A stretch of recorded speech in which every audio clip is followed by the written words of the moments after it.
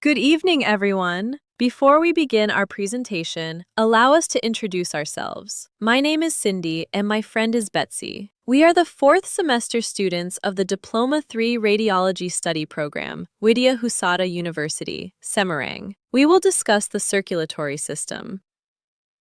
There are 6 points we will discuss. 1. What is the circulatory system? 2. The main organs of the circulatory system. 3. The functions of the circulatory system. 4. The main functions of the heart. 5. Types of circulatory system abnormalities. 6.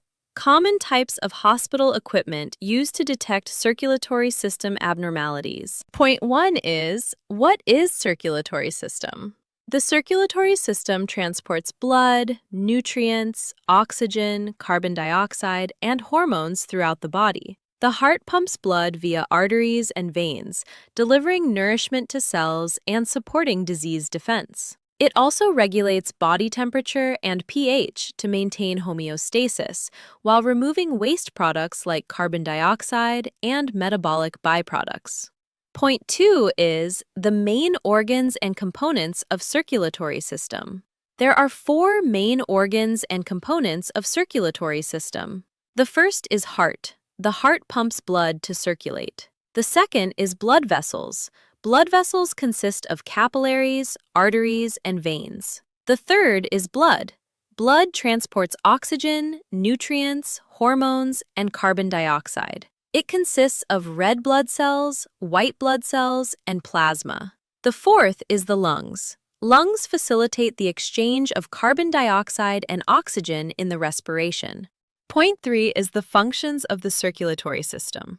There are 5 functions of the circulatory system. The first is transport of nutrients and oxygen. The second is removal of waste products. And the third is regulation of body temperature. The fourth is hormone distribution. The fifth is immune function. Now, my friend Betsy will continue the presentation. Thank you, Cindy. I will discuss points 4 to 6. Point 3 is the functions of the circulatory system. There are 5 functions of the circulatory system.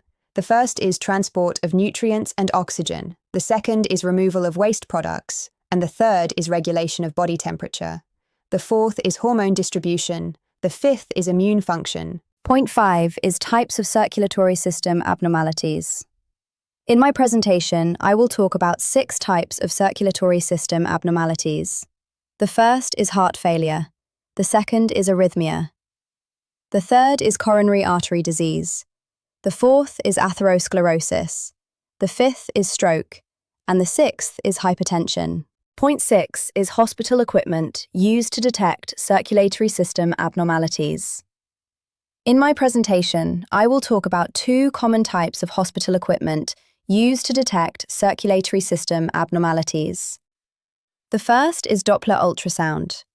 Doppler ultrasound uses sound waves to create images of blood vessels and assess blood flow. It is used to detect blockages, clots, or abnormalities in blood flow. The second is magnetic resonance angiography, MRA. MRA is a type of MRI that focuses on blood vessels. MRA is used to visualize blood flow and the structure of blood vessels, helping to identify aneurysms or blockages.